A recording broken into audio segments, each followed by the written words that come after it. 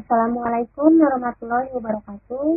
Kami dari tim peneliti mata kuliah metode penelitian kuantitatif tertarik untuk meneliti sensation seeking pada mahasiswa yang mengalami gaming addiction Mobile Legends.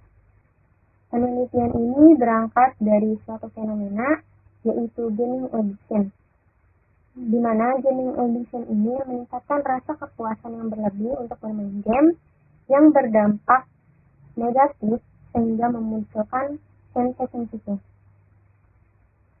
Pada fenomena yang telah disebutkan, terdapat beberapa masalah berupa sensation seeking, berperilaku impulsif, dan prokrastinasi, di mana ketiga permasalahan tersebut sangat berdampak pada aspek-aspek kehidupan. Dari penelitian ini, kami merujuk pada beberapa referensi penelitian yang dilakukan pada tahun-tahun sebelumnya, yaitu yang pertama kami merujuk pada penelitian yang dilakukan oleh W et al. Pada tahun 2021 yang menyatakan bahwa adanya asosiasi efektif positif antara sensation seeking dengan game online, yaitu remaja dengan sensation seeking yang tinggi memiliki asosiasi efektif yang lebih positif dengan game online, yang pada gilirannya berkontribusi terhadap kecanduan game online pada remaja. Selanjutnya yaitu merujuk pada penelitian yang dilakukan oleh Islamia dan Supradewi pada tahun 2020, yaitu adanya hubungan yang positif yang signifikan antara kecanduan bermain game online yang ditinjau dari sensation seeking terkait pada gamers komunitas game online. Indikasinya adalah semakin tinggi kecanduan terhadap game online, maka sensation seeking-nya juga semakin tinggi. Sebaliknya, apabila semakin rendah kecenderungan dalam kecanduan bermain game online, maka tingkat sensation seeking-nya juga semakin rendah. Ditinjau dari penelitian yang dilakukan oleh Ramdhani dan Rinaldi pada tahun 2020, berdasarkan data demografi yang ditunjukkan bahwa sensation seeking dan adiksi game online lebih sering terjadi pada laki-laki dan para remaja, yang menunjukkan bahwa laki-laki mempunyai tingkat sensation seeking yang lebih tinggi daripada perempuan. Dan para remaja lebih memungkinkan mempunyai tingkat sensation seeking yang lebih tinggi dibandingkan dengan orang dewasa. Karena pada hasil penelitiannya ditunjukkan bahwa seiring bertambahnya usia gamers, frekuensi bermain gamenya juga semakin berkurang. Dan akibatnya gamers remaja juga cenderung mendedikasikan lebih banyak jam per minggunya untuk bermain game daripada orang yang lebih dewasa. Nah, selanjutnya dari penelitian yang dilakukan oleh Kurniawan pada tahun 2020, yaitu dapat membuktikan bahwa intensitas bermain game online memiliki pengaruh terhadap munculnya perilaku prokrastinasi akademik pada mahasiswa, yang mana pada hal tersebut dapat ditunjukkan dengan semakin tingginya intensitas mahasiswa dalam bermain game, maka semakin tinggi pula kecenderungan mahasiswa untuk berperilaku prokrastinasi akademis. Oleh karena itu, perlu adanya upaya yang dilakukan untuk menekan tingginya perilaku prokrastinasi akademis mahasiswa. Salah satu upayanya adalah yaitu dapat dilakukannya mengurangi intensitas bermain game pada game online tersebut.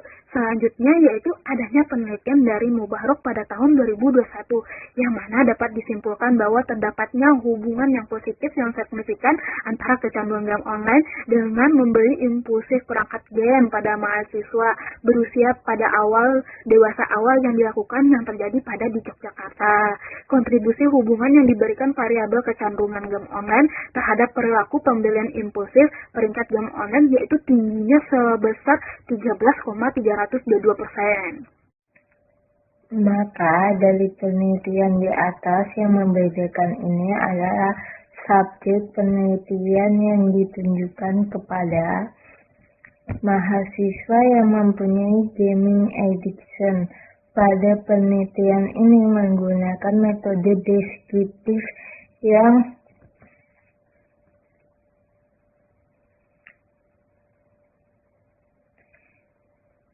dimanfaatkan untuk mendapatkan deskripsi atau penggambaran objek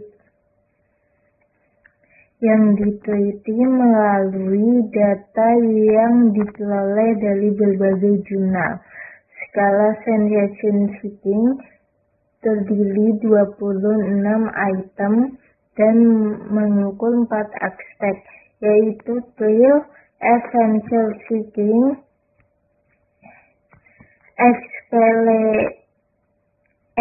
experience seeking,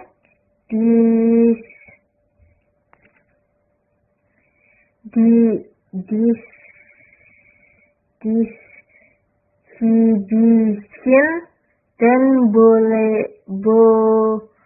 Boledon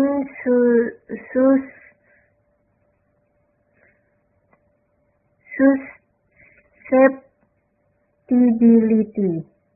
Dengan metode skala Likert yang terdiri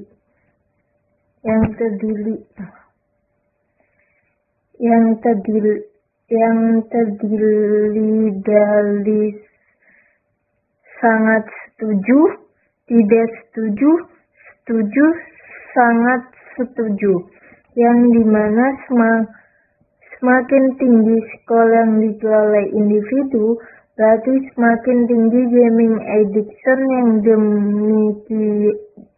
yang demikian dimilikinya.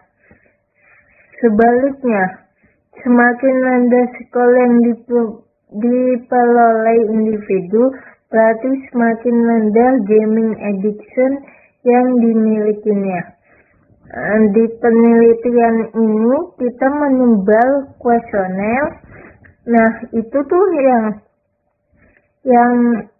yang mengisi kuesioner ada 101 mahasiswa yang mengisi kuesioner yang kita share melalui Google Form.